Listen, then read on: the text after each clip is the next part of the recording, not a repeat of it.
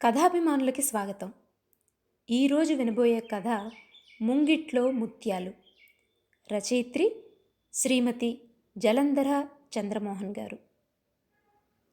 కథా విషయానికొస్తే 11 ఏళ్లకే పెళ్ళైన ఒక ఆమె చదువుకుని ఉద్యోగం చేసి తన ఉనికిని అస్తిత్వాన్ని నిలబెట్టుకోగలగడం నిజంగా గొప్ప విషయమే, సందేహం లేదు.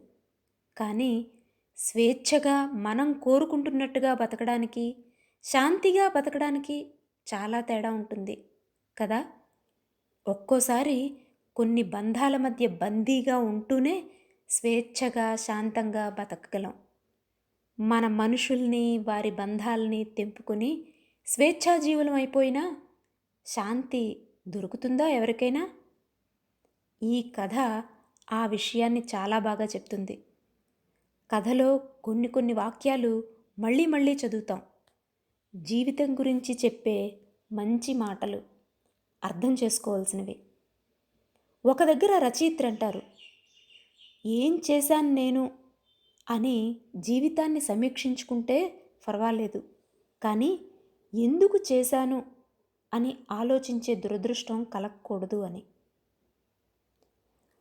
అమాయకత్వంతోనో మూర్ఖత్వంతోనో బంధాలు తెంచేసుకుని ఆమె వెళ్ళిపోయినా ఆమె జ్ఞాపకాలను ముత్యాల ముగ్గులుగా కలిగిన ఆ ఇంటిలోకి తిరిగి అడుగు పెట్టగలిసిందా మరి? కథలో ఉన్న కొన్ని వాక్యాలు, సంఘటనలు మనల్ని ఒక్క నిమిషం పట్టి నిలుపుతాయి. వినండి.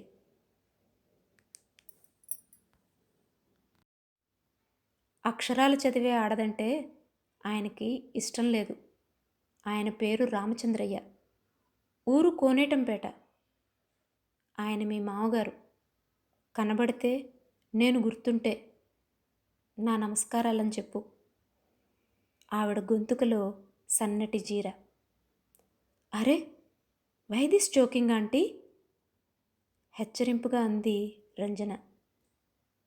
ఏమిటిది? మీరు అంతగా అడిగితే తప్పకుండా చూసి వస్తాను. ప్రామిస్? టిష్యూతో కళ్ళు ఒత్తుకుంటూ చెయ్యి చాచింది చిన్న పిల్లల miss Mary Abraham. Bobbed hair, చక్కటి ఉచ్చారణ ఉన్న ఆమె వరల్డ్ బ్యాంక్లో పనిచేస్తోంది. ఆరోగ్యవంతంగా, చురుకుగా, గ్రేస్ఫుల్గా వృద్ధాప్యాన్ని ఆహ్వానిస్తున్న ఆమె కళ్ళు ఎదురుగా ఉన్న కోడలు రంజనను దాటి దూసుకొని ఏదో వెతుక్కుంటూ దిగంతాలను దాటిపోతున్నాయి.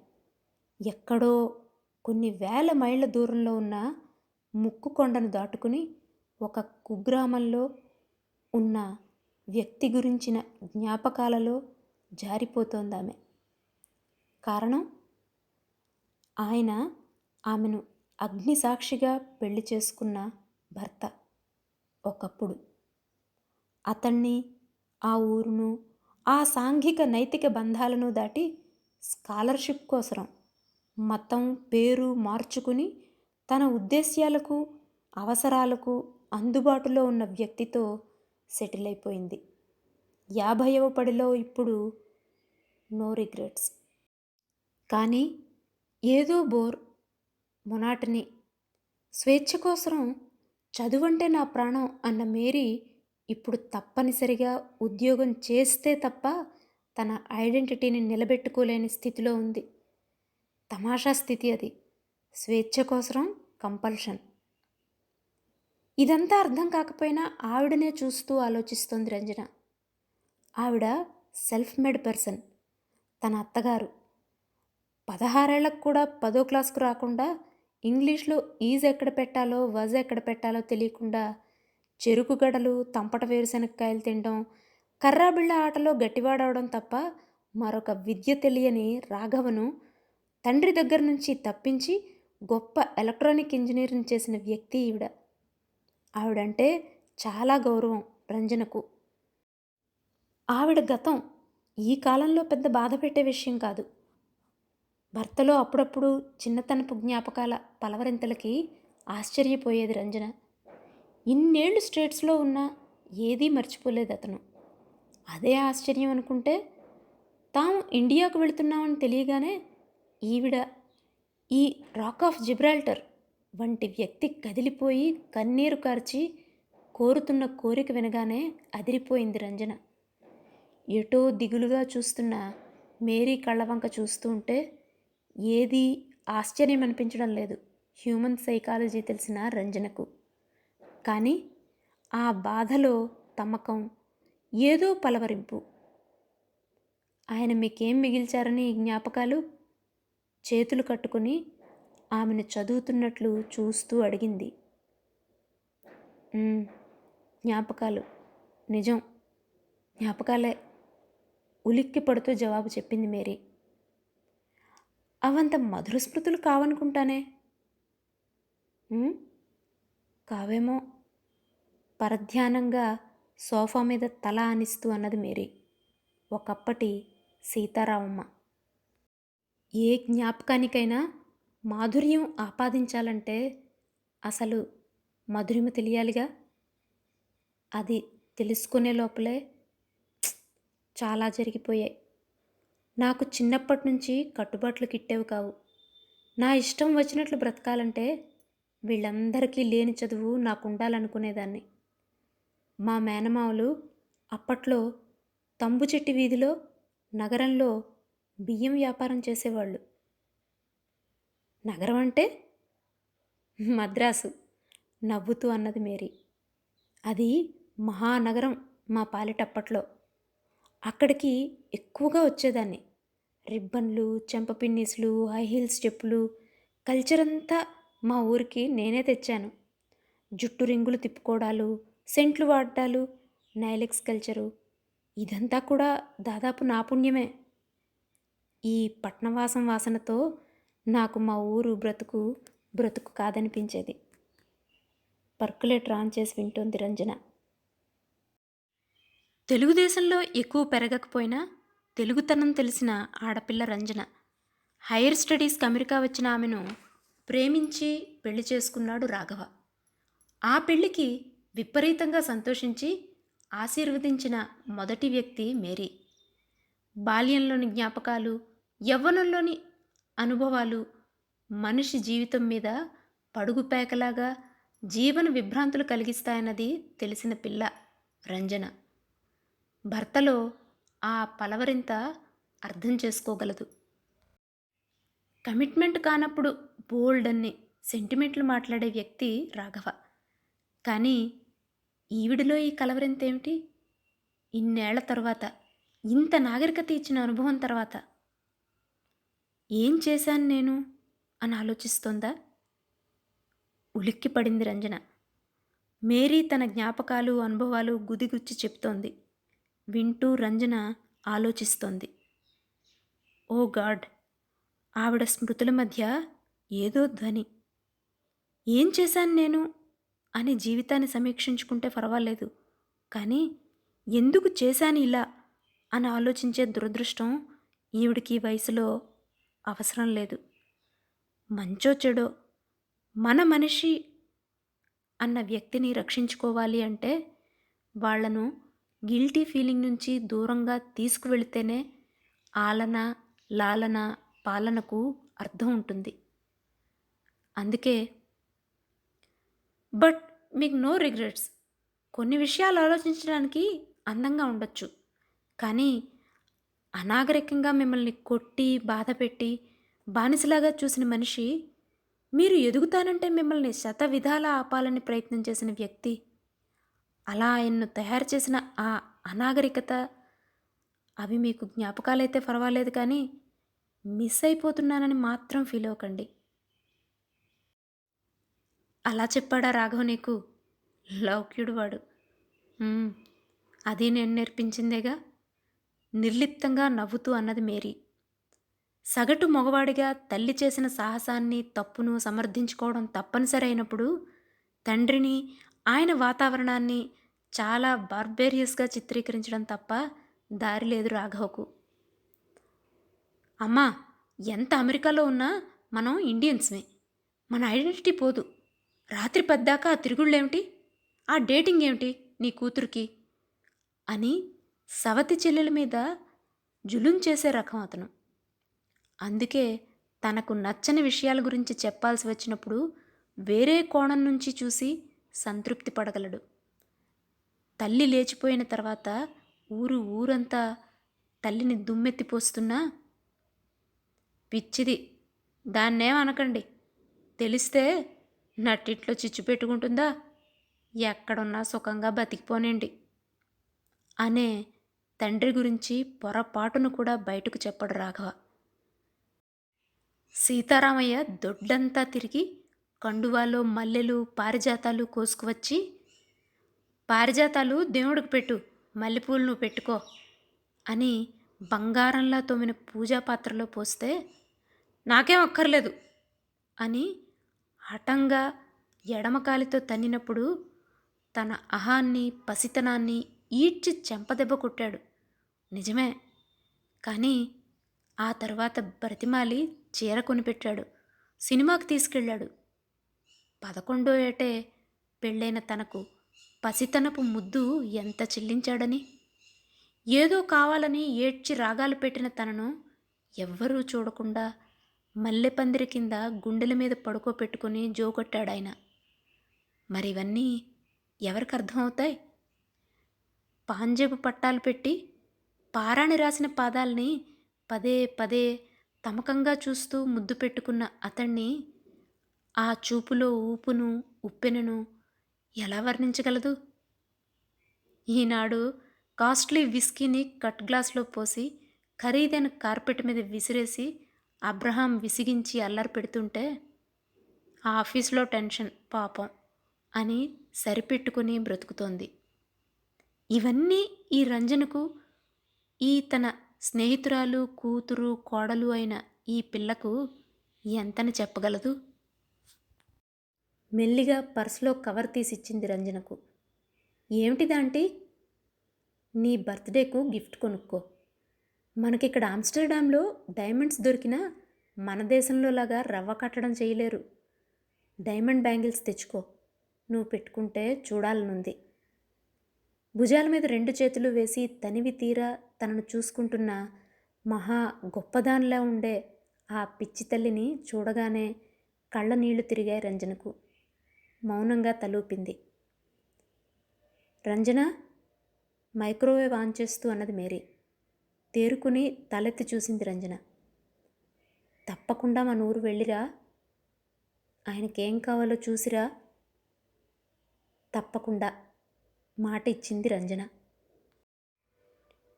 కొడుకు కోళ్ళు అమెరికా నుంచి వచ్చారని కారు పంపించారని తప్పనిసరిగా వచ్చాడు రామచంద్రయ్య. ఉన్నవాటిల్లో మంచి చొక్కా వేసుకున్న ఆ పడవంతటి చల్లటి కారు హాయిగానే ఉన్నా ఏదో ఉక్కిరి బిక్కిరిగా ఉంది. సీతమ్మలానే ఉంది. కోడలు కాళ్ళకు దండం పెట్టగానే అనుకున్నాడు. కానీ ఛీ, దాని పోలికి బంగారు తల్లి కొద్దు అనుకున్నాడు వెంటనే. కొడుకు తన ముందు తలెత్తి మాట్లాడలేకపోవడానికి నవ్వొచ్చినా, రంజన చకచకా ఇంగ్లీష్ మాట్లాడడం అంత రుచించకపోయినా, పెళ్ళై 3 ఏళ్లైనా పిల్లలు లేరే వీళ్లకు అని విచారించిన ఆయనలో మదన మరేదో జరుగుతోంది. రంజన ఆయనకు తెలియకుండా ఆయననే గమనిస్తోంది.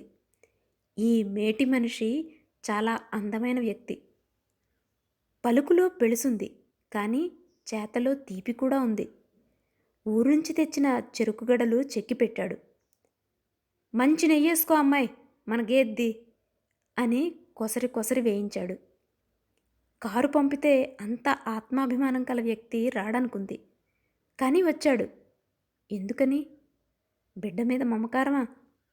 దాంట్లో వాడు టెదవ, నిజాయితీ లేని వెధవ అని చీత్కారం నిర్మోహమాటంగా ఉంది. మరి బాపాలాల దగ్గర ఆపి డైమండ్ గాజులకు ₹1,00,000 పైన లెక్కపెట్టి ఇస్తూ చటుక్కున తలెత్తి చూసింది రంజన. పర్సులో నోట్ల వంక చూస్తున్నాయి మామగారి కళ్ళు. డబ్బు అవసరమా? ఉలిక్కి పడింది రంజన. ఆలోచనలు అంచనాలను తారుమారు చేస్తున్నాయి. ప్రతి మనిషికి, ప్రతి వస్తువుకు ఏదో ఒక ఖరీదు ఉంటుంది. డబ్బు, హోదా, పొగడ్త, పేరు, సెక్యూరిటీ, దేనికో దానికి అమ్ముడుపోనివాడు సాధారణంగా ఉండడు. ఎక్కడో ఇవేవి వద్దు, మనిషి కావాలి, నా మనిషి అనుకునేవాళ్ళు నూటికో కోటికో ఒకరుంటారు. అటువంటి వాడు రామచంద్రయ్య అవ్వాలని మానసికంగా ప్రార్థిస్తోంది రంజన. ఆ సాయంత్రం, నాకు మీ ఊరు చూపించరు? సూటిగా మామగారిని చూస్తూ అన్నది రంజన. కాలు మడతేసి కుర్చీలో కూర్చున్నవాడు ఒక్కసారిగా పైన కండువా దులిపిలేస్తూ, మనూరను పోదాంపా, ఇప్పుడే పోదాం అన్నాడు. ఆ గొంతులో సంతోషం, ఆ కళ్ళల్లో మెరుపు. తిరుపతికి వెళ్లే దారిలో నగరికి దరిదాపుల్లో కొండల మధ్య నిర్మలమైన కోనేరులా ఉంటుంది ఆ ఊరు కోనేటంపేట. అరే, ఆ చింత చెట్లు మీ అవవి కదూ? ఇప్పటికీ అదే చింతపండు వాడతారట ఆమె, నిజమా? ఉత్సాహంగా అన్నది రంజన. దారి పొడుగునా ఆ పిల్ల ఎగ్జైట్మెంట్ను ఏదీ ఆపలేకపోతోంది. ఆశ్చర్యంగా ఆమె వంక చూశాడు రాఘవ. అతనిలో కూడా చిన్నప్పటి జ్ఞాపకాలు నిద్రలేస్తున్నాయి. ఊరు చిన్నదే, ఒక 200 గడప ఉంటుందేమో. ఏ వృత్తి వారికి ఆ వీధి ఉన్నది. ఊరంతా రామచంద్రయ్య గారి కొడుకు కోళ్ళు వచ్చారంటగా అని విరగబడిపోయారు జనం. కారు చుట్టూ చేరారు. పిల్లా, మీది అమెరికా అంటనా? ఆ ముగ్గుమాసింది అక్కడే ఉందా? అదే మీ అత్త సీతారామమ్మ, నా మేనకోళ్ళే అది. కులసగా ఉందా? పసిడి బొమ్మలా ఉండేది. పోయే కాలం వచ్చింది. బారెడు జుట్టు, గుళ్ళో అమ్మవారిలాగా ఉండేది. బిత్తరపోయి చూసింది రంజన ఆ పళ్ళు లేని అవ్వని. గబాలన ఆవిడ కర్ర జారిపోతూ ఉంటే అందించింది. కర్ర జారితే పర్వాలేదులే, తట్టుకోగలను. కాలు జారితేనే కష్టం. పోయేటప్పుడు ఇంటికి వచ్చిపో, పసుపు కుంకుమ పెట్టి పంపిస్తా. ఓ రామచంద్రయ్యో, కోడల్ని పంపబోయ్. ఏమిటా జాతర? అమ్మోరు కొలువులా జరగండే. కర్రతో అదిలించి జనాన్ని చీల్చుకుని వెళ్ళిపోయిందవ్వ. కొబ్బరి నీళ్ళు, మజ్జిగ తేట, కమ్మటి కాఫీ. అడిగే పని లేదు రంజనకు. ఎవరు ఇస్తే వద్దంటే ఎవరు బాధపడతారో నన్న భయం. అందరి కళ్ళల్లో నవ్వు, ఆనందం. ఈ ఊరంతా మంచివాళ్లేనా అన్నట్లు చూస్తుందామె. ఎన్నో అడుగుతున్నారు, ఏదేదో చెప్తున్నారు. ఇంట్లో ముసలమ్మలు వంట ప్రయత్నం చేస్తున్నారు. పడక కుర్చీలో కూర్చుని గౌరవంగా ఎదురుగా నిలబడి ఉన్న జనానికి కొడుకు ఉద్యోగం గురించి చెప్తున్నాడు రామచంద్రయ్య. వద్దన్న ఆ గొంతులో గర్వం. కొడుకుతో పాటు కోడలు ఉద్యోగం చేస్తుంది. ఆ విషయం చెప్పడం నామర్దా ఆయనకు. అర్థమై నవ్వుకున్నది రంజన. ఇల్లంతా తిరిగి చూసింది. అక్కడక్కడ క్రాక్లు ఇచ్చింది. వెనకాల వంటకు గుండ్రంగా చాలా ఆర్టిస్టిక్గా కట్టిన చిన్న గది. దొడ్లో అక్కడక్కడ యాంటిక్ పీసెస్ లాంటి గంగాళాలు బోర్లించి ఉన్నాయి. వెనకాల మందారాలు, పారిజాతాలు, గుబురు సంపెంగ కాబోలు నూతిగట్టును కూర్చుని ఊరివారి కబుర్లు వింటోంది. గోడ మీద గంగానమ్మ కొలువుకు రాసిన పసుపు చందమామ, ఎరుపు కళ్యాణం బొట్టు. ఇదిగో ఈడే మీ అత్తగారు మజ్జిగ చేసేది. మంచి చెయ్యి ఆమెది, ఎంత వెనపడేదో. ఇదిగో ఈ గట్టు మీద తలారు పెట్టుకుంటూ తిరిగేది. బారెడు జుట్టు. వాళ్ళత్త వైనంగా చిక్కు తీసి సాంబ్రాణి పొగేసి దృష్టి తగులుతుందని కొండసిగ చుట్టేది. ఎంత ముద్దుగా చూసేవారు ఆ అమ్మను. ఎప్పుడైనా కనబడుతుందా? మెల్లిగా తలూపింది రంజన. 30 ఏళ్ళు గడిచినా ఈ జ్ఞాపకాలు ఆమెకు సొంతమేనా? ఇదిగో ఈ మల్లె అంటూ ఆమె పుట్టింటి నుంచి తెచ్చుకున్నది. ఎన్ని చామంతులుండేవో. ఉన్నన్నాళ్ళు ఇల్లు నందనవనం చేసేది. తులసికోట వంక చూస్తూ ఆలోచిస్తోంది రంజన. జరిగిన కాలం నాటి నిశ్శబ్ద చిత్రాలు ఆమెకు అర్థం కాని చాలా విషయాలు చెప్తున్నాయి. మా ఇంటికి రామ్మ, శుక్రవారం పొద్దు పసుపు కుంకుమ తీసుకుని పోదు గాని నవ్వుతూ పిలిచింది ఒక పెద్దింటి ఇల్లాలు. అలా అలా అంచెలంచెలుగా ఇల్లు బజార్లు చూస్తోంది రంజన. ఇదిగో ఈ గుళ్ళో దీపం ఎప్పుడూ కొండెక్కనివ్వరు తెలుసా? మా వినాయకుడి గుడిది, మొక్కుకో, పండంటి బిడ్డ పుడతాడు. చల్లటి మాట, ఎర్రటి చీర, తెల్లటి పళ్ళు, కాటుక కళ్ళు. ఎవరా అని వెనక్కి తిరిగి ప్రశ్నార్థకంగా చూసింది రంజన. ఓయ్ భత్తులు జీలమ్మరోయ్, ఏమమ్మో కోడలు చూడ్డానికి వచ్చావు అయితే. ఎవరో పరిహాసంగా అన్నారు. ఆ యాసలో ఏదో మ్యూజిక్ హమ్మింగ్, వెనుకటి జన్మల జ్ఞాపకాల లాంటి ఏదో తీపి. తేరుకుని ఆవిడను చూసింది. ఈవిడకు తను ఏ రకంగా కోడలు? చిన్న చిన్న వీధులు దాటుతున్నారు. ఆ వీధి చూపించావు అక్క, మా వీధికి తీసుకురా. ఒకరినొకరు ప్రశ్నించుకుంటూ తీసుకువెళ్తున్నారు. గట్టిగా 10 అడుగులు కూడా లేనిది వీధి. నవ్వుకుంది రంజన. ఎవరిదో ఇల్లు పడగొట్టి కడుతున్నారులా ఉంది. గొప్ప గొప్ప కళాఖండాలు చెక్కిన దూలాలు ఉసూరుమని పడున్నాయి. మా బిడ్డకు పట్నం వాసన వంట పట్టిందిలే వదిన. ఆడంతే మనశ్శాంతిగా బతకడు. బంగారం లాంటి ఇల్లు పగలగొట్టి ఆడంబరంగా కడతాడంట. కొత్త చీర రవికల గుడ్డ పెడుతూ మొత్తుకుంది మునిరంగమ్మ. ఇదిగో ఇక్కడే ఈ గుడి ముంగిట్లోనే మీ మాంగారి చెల్లెల్ని గబాల్ల తాళి కట్టి పెళ్లి చేసుకున్నాడు పెద్దలు వద్దన్నా అయ్యవారు. అప్పుడేమైందో తెలుసా? తలంబ్రాలు లేకపోతే తప్పుగా తోసి ముత్యాల సరాలు తెంపిపోసింది మీ ముత్తవ్వ. తా వచ్చిన వాడిని ఎన్నుకుంది తప్పే ఉందని తండ్రికి ఎదురు తిరిగి రామచంద్రయ్య బలవంతంగా ఇద్దరిని గృహప్రవేశం చేయించాడు. అప్పుడు మీ ముంగిట నిండా ముత్యాలే. పక్కపక్క నవ్వుతూ ఒకరి మాటలో ఒకరు కలుపుతూ కల్లా కపటం లేకుండా చెబుతున్నారు ఇల్లాళ్ళు. ముంగిటి నిండా ముత్యాలు. ఏం ఊరిది? నిజమే. పచ్చి పేడ ఎర్రమన్నుతో తాపీ పనివాడంత అనుభవంతో అలికిన అరుగులు. అలా అలికితే దోమాయిగా రాగవట. ముంగిట్లో ఎర్రమన్ను గీతల మధ్య ముగ్గులన్నీ ముత్యాల్లాగానే ఉన్నాయి రంజనకు. ఆ ముగ్గులు, ఆ శుభ్రత, ఆ ఊరు స్త్రీధనం. ప్రతి ఇంట్లో విచిత్రంగా గోడకు చెక్క కొట్టి దేవుళ్ళను అమరుస్తారు. పసుపు, కుంకుమ, రంగవల్లులు, పంచముగ్గులు, ఎర్ర నీటిలో మెరిసిపోయే జంట దీపాలు. సన్నికల మీద సైకతలింగం పెట్టి తెల్లవారుజామునే లేచి వ్రతం చేస్తారు ఆడవాళ్ళు. శుభ్రత, శుచి, భక్తి, శ్రద్ధ. భగవంతుడు ఏనాడో కిక్కిరిసిపోయిన కోరికల గుళ్ళో నుంచి పారిపోయి కోనేటంపేటలో కాపురం పెట్టాడనుకుంది రంజన. ఇంటికొక జాకెట్టు బట్ట, తాంబూలం, మెరుస్తున్న పసుపు పాదాలు, వెనకాల ఊరేగింపులా జనం. ప్రతి ఒక్కరూ అక్క అని నోరారా పలకరిస్తున్న ఆ ఊరిలో కోనేరు కూడా నన్ను చూడవు అని పలకరిస్తున్నట్లే ఉంది. ఈ కోనేరులో ఎన్ని రోజులు స్నానాలు చేశాను. నాన్న చిన్న గోచి పెట్టి ఈత రావడానికి కోనేట్లో పడేసేవాడు. ఎంత హాయి. అప్పట్లో చుట్టూ వెదిరిపొదలుండేవి. పాములు కూడా మా సందడికి పారిపోయేవి చెప్పాడు రాఘవ. ఆ గాలి, నీరు మేను సోకంగానే కొత్త ఉత్సాహం వచ్చింది అతనికి. చాలా ఆర్టిఫిషియల్గా అతికించుకున్న గంభీరత ఎగిరిపోయింది. మీ అత్తగారు ఈ ఊరు వదిలిపోయిన సంవత్సరమే అమ్మవారి నోరు ఎవరో మాంత్రికుడు కట్టేశాడమ్మా. అదేమిటి? అమ్మవారు ఊరుకుంటుందా?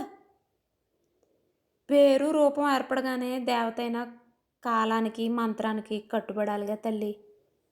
ఇంట్లో మందారాలన్నీ తెచ్చి మాల కట్టి అమ్మకు వేసేది మీ అత్తగారు. పెళ్ళాం పూలపిచ్చితో ఎండలో వస్తుందని మమ్మల్ని అదిలించి తెల్లవారుజామునే గుడి తెరిపించేవాడు మీ మామగారు. ఆ ఓ రోజులు. పూజారి ఆయన మాట్లాడుతున్నాడు. విగ్రహం మౌనంగా ఉంది. ఆమె కూడా ఆ ఊరి ఆడపడుచు కిందే లెక్క జనానికి. ఎందుకలా చేశారు అమ్మవారిని? కుతూహలంగా అడిగింది రంజన. ఎందుక? ఈ తల్లి శక్తిగల దేవతమ్మా. ఈమె ఉండే చుట్టుపక్కల చేతబడులు చిళ్ళంగులు పనిచేయవు.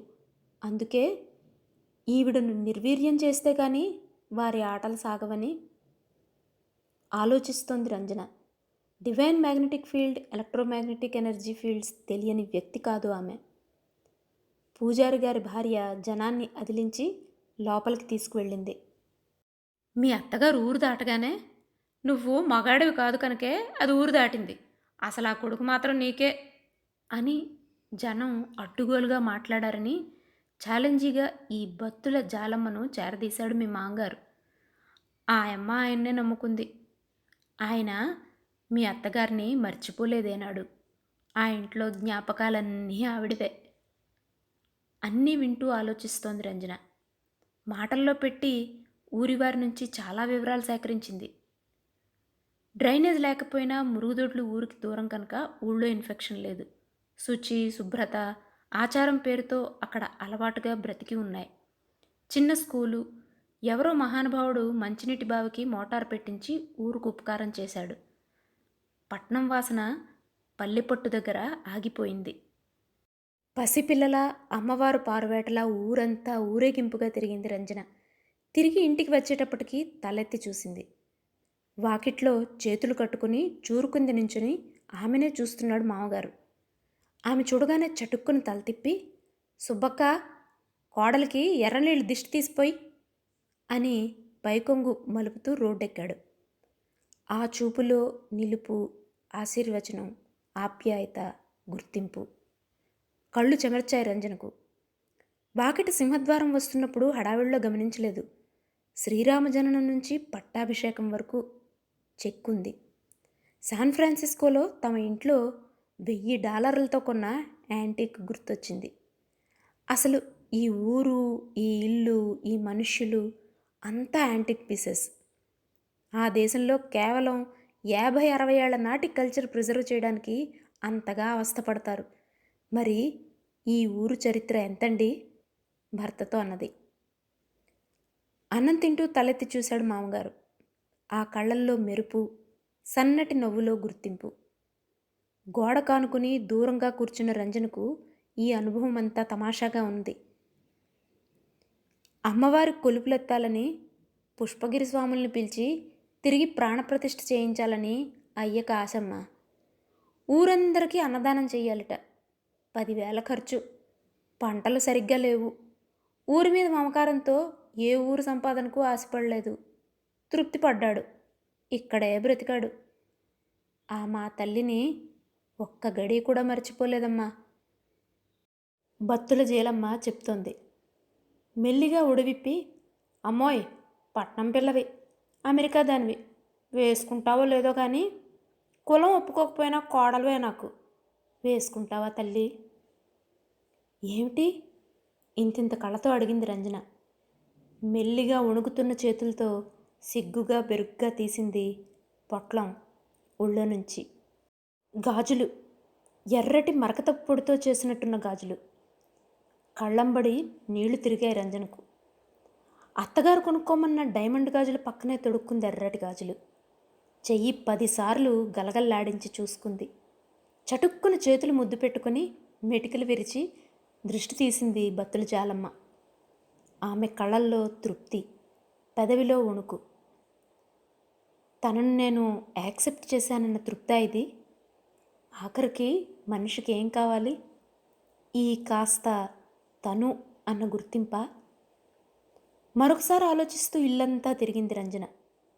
అన్ని లక్షల మైళ్ళ దూరంలో ఉన్న అత్తగారి పలవరింపు ఆ ఇంట్లో ప్రతి అణువులోనూ ప్రతిధ్వనిస్తోంది. అందుకే ఆంటీ అంత తలుచుకునేవారు అనుకుంది.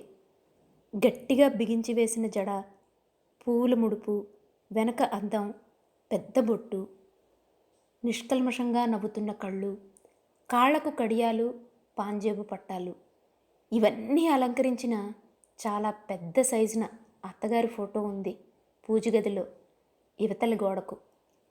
అడుగున వంకర టెంకర అక్షరాలతో కుంకుమ రంగుతో నా సీతారామమ్మ అని రాసి ఉంది. కళ్ళ నీళ్లు తిరిగాయి రంజనకు. Mary Abraham, world bank employee, చాలా ధనవంతురాలు. ఏం పోగొట్టుకున్నానని తన 50వ ఏట పలవరిస్తోందో అర్థమైంది రంజనకు. ఒక 50,000 మామగారి పేర బ్యాంకులో ట్రాన్స్ఫర్ చేయించండి. పక్కన 2 ఎకరాల పొలం, మన పొలానికి కలిసేది బేరానికి వచ్చిందట. ఆయన పేర రిజిస్టర్ చేయించండి. ఇల్లు కూలిపోతుంది, బాగు చేయించి అమ్మవారికి కొలుపులు ఎత్తడానికి సరే అనండి. భర్తతో మెల్లిగా మాటలు పేర్చి చెప్తోంది. చచ, ఎందుకు వేస్ట్? నువ్వు కూడా ఏమిటి రంజన? ఈ కూలిపోయే ఇల్లు ఇంకేం బాగు చేయించగలరు? మద్రాసులో ఫ్లాట్ కొని పెడదాం కావాలంటే. వేస్ట్, శుద్ధ వేస్ట్. వేస్ట్ ఆ పదానికి అర్థం ఏమిటో తెలుసా మనకు? ఇండియా నుంచి గ్రానైట్ తెప్పించుకొని అక్కడ ఇల్లు కట్టించారు. అక్కడ మీకు మీ అమ్మగారి జ్ఞాపకాలు ఉన్నాయా? చిన్నప్పటి కళలు ఉన్నాయా? మీ నాన్న తాలూకు వ్యక్తిత్వపు నీడలు ఉన్నాయా? అవెంత ఖరీదు? ఎవరో ఊళ్ళో వాళ్ళు చూడ్డానికి మెచ్చుకోవడానికి బ్రతికాం ఇన్నాళ్ళు అంటే అర్థం కానట్లు అన్నాడు రాఘవ. ఇదిగో ఈ చేతిగాజుల ఖరీదు దాదాపు ₹1,00,000 దాటింది. ఇది ఒట్టి అలంకారం, స్టేటస్ సింబల్. కానీ అందులో 10,000, జస్ట్ 10,000 ఈ కూలిపోతున్న జ్ఞాపకాల తీదనం నిలబెట్టగలదు. నాన్నకు కావాల్సింది ఇవ్వగలదు. సరే, నీ ఇష్టం. పొలం కొనడం, ఇల్లు రిపేర్ చేయించడం నాకు ఒక లెక్క కాదు. కానీ అమ్మవారి కొలుపులని, అన్నదానాలు చేయించమని వేస్ట్ చెయ్యొద్దను. అర్థమైందా? ఎటో చూస్తూ అన్నాడు రాఘవ. అతను ఎంత లౌక్యుడైపోయాడంటే అతని మంచి ఆలోచనకు కూడా మరొకరి సపోర్టు కోరుకునేటంతటి బలహీనుడైపోయాడు. ఇతడు బ్రతికేది ప్రాక్టికల్ మనుషులుండే అమెరికా కాబట్టి సరిపోయింది. ఇటువంటి వాతావరణంలో వందిమాగదుల మాట విని ఎన్ని వంకరదారులు తొక్కేవాడో కదా అనుకుంది రంజన. ఇవన్నీ అక్కడ గమనించలేకపోయినా ఇవాళ నిజాయితీ వర్షిస్తున్న ఈ వాతావరణంలో స్పష్టంగా తెలుస్తోంది ఆమెకు. నవ్వొచ్చింది. మనమెవరం వద్దనడానికి? దేవతకు, ఈ ఊరికి, మన కుటుంబానికి ఉండే అనుబంధానికి మన డొనేషన్ ఇది, అంతే. ఊరు దాటిపోయిన ఈ దేవత తిరిగి ఎలాగూ రాలేదు.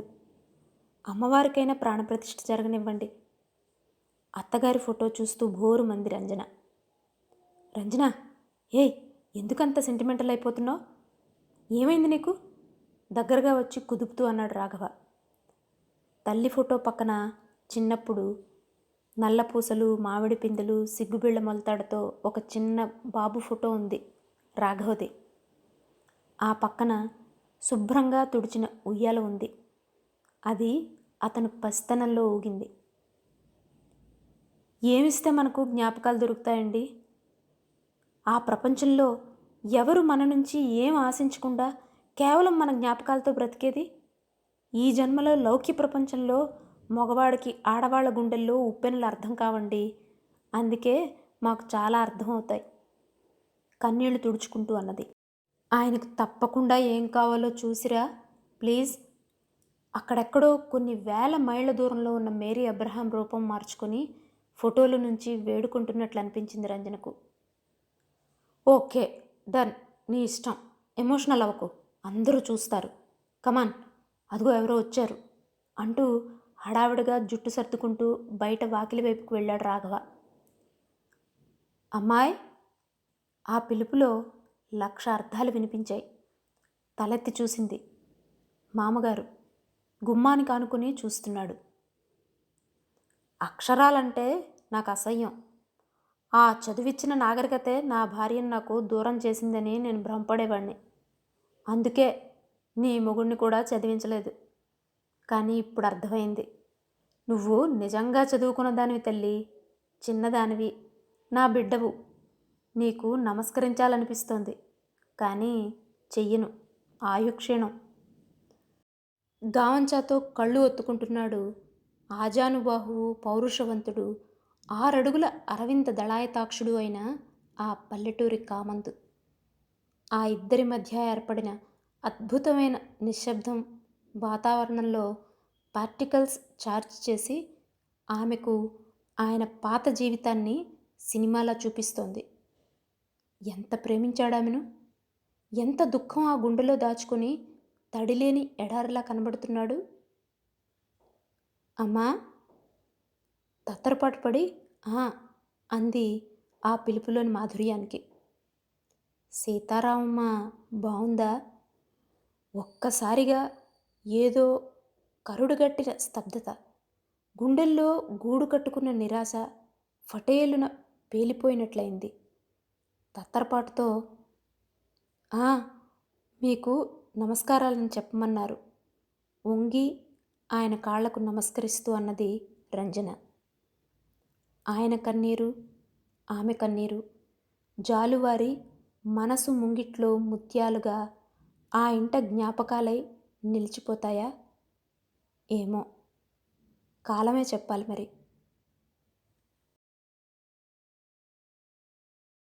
ఇది ముంగిట్లో ముత్యాలు. చదువంటే నా ప్రాణం అనుకున్న ఆమె ఇప్పుడు ఉద్యోగం చేస్తే గాని తన ఐడెంటిటీని నిలబెట్టుకోలేని పరిస్థితి. స్వేచ్ఛ కోసం కంపల్షన్. జ్ఞాపకానికి మాధుర్యం ఆపాదించాలంటే అసలు మధురిమ తెలియాలి కదా. ఇలాంటి వాక్యాలు.